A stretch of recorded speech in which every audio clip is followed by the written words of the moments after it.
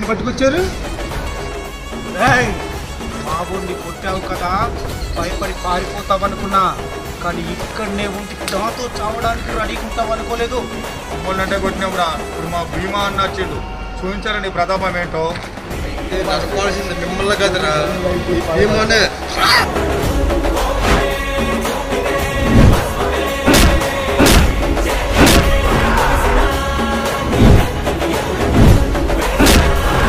చూస్తారేంట్రా, పరిగెత్తండి.